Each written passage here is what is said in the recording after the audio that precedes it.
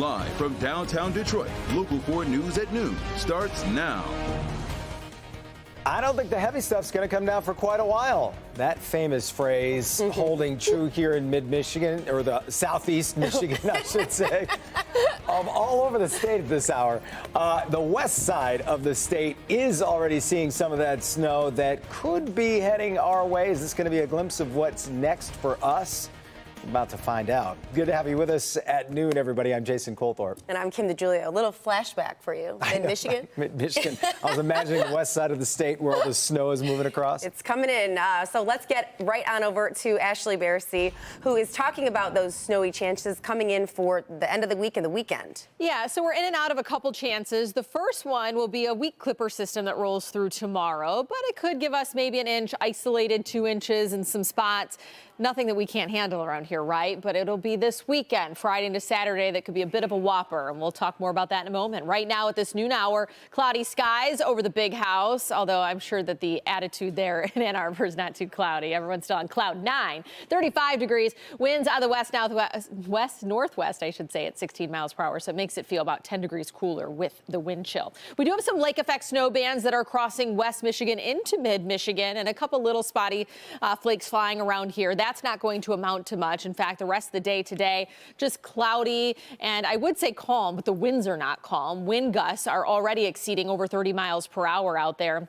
So that puts those wind chill readings even in the teens in Pontiac, Sandusky, and feeling like low 20s out there. The winds will continue to whip as we go into the weekend. So if you think today's gusty, just wait until we get to Saturday. But mid-30s throughout the day today. 36 is the afternoon high where we kind of just sit right now. But weather impacts. Another moderate day ahead tomorrow with the morning commute and some snow showers. But Friday, we are tracking the chance for a winter storm that will linger into Saturday. We'll have more specific details on this coming up in just a few minutes.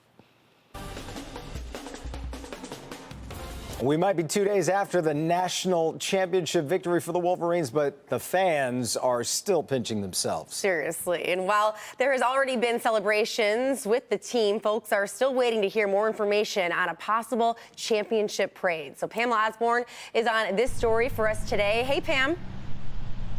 Hey, you know, I think every Michigan fan within the state of Michigan is wondering how they can celebrate the Michigan Wolverines and that national championship title.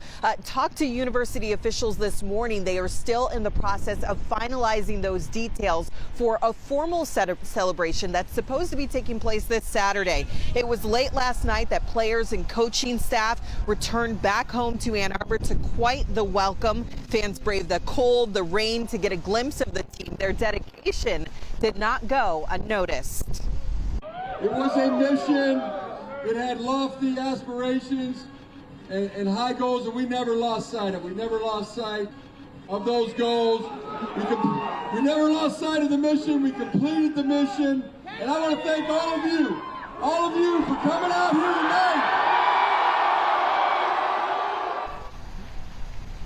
What a moment. I'm being told the athletic department is working as quickly as it can to finalize those details so people know when and where to go to celebrate the team. But as you can imagine, it's got to be quite the undertaking, especially when you consider what Ashley was saying about the storm system that could be moving in, or is moving in, I should say, Friday and may linger into Saturday. Either way, I'm going to be checking back in with them. And as soon as we get those details, Kim, I know you want to know, I'll pass it along. For now, reporting live in Ann Arbor, I'm Pamela Osborne, Local 4. Back to you guys.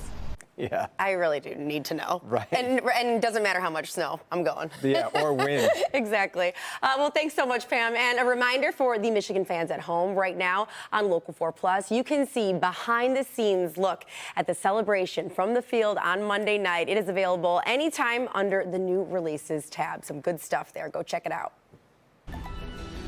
Let's talk politics now. We're digging into our exclusive Local 4 Detroit News poll into the 2024 election. In it, we are getting a clearer picture of where Michigan voters stand when asked if Trump deserves re-election or if someone new should be elected. Nearly 33% say that they would re-elect him, while 62% say someone else should be elected. For President Biden, those numbers are even lower. His reelectability number stands at 16.7%, while nearly 77% of voters polled say they want someone else to be the Democratic candidate.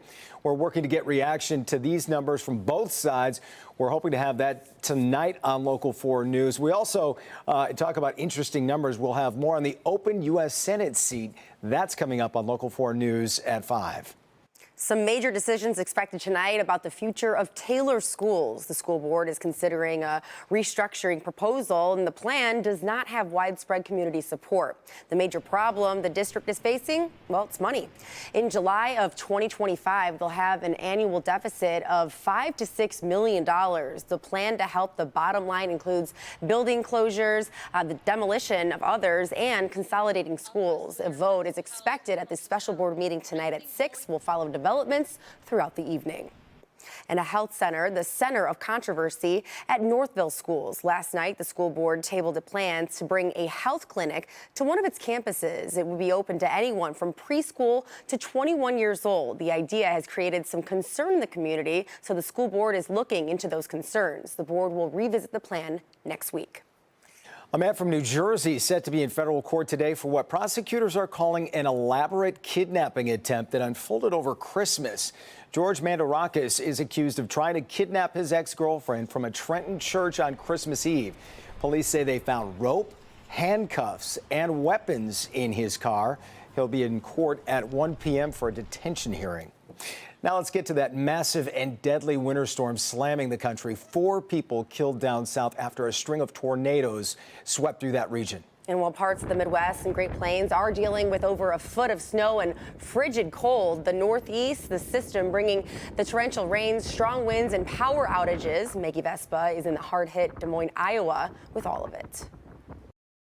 From deadly tornadoes in the south and whiteout conditions in the Midwest to a wet and windy washout in the Northeast overnight, millions nationwide waking up to brutal conditions.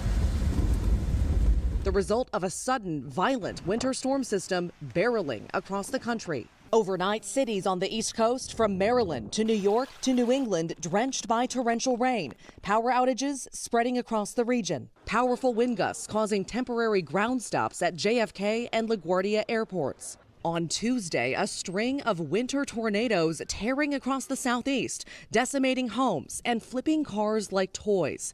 More than 20 twisters reported. I was like, hey, look, y'all need to come on. It's about to get bad. And they came over and then it got bad. 4 people confirmed dead, including one in Alabama struck by a toppled tree and another in North Carolina where a reported tornado also left 4 injured. Meanwhile, in the Midwest, residents will be digging out for days. In the Des Moines area, up to a foot of wet, heavy snow falling in 24 hours. How fast did this hit, the snow? Literally overnight. The storm creating dangerous whiteout conditions on the roads and bitterly cold temperatures. I'm from the Midwest, but I haven't experienced snow like this in a really long time. Hundreds of millions of Americans now dealing with a nasty winter wake-up call. And that was Maggie Vespa reporting. Conditions in the Northeast are expected to improve throughout the day as the system moves out.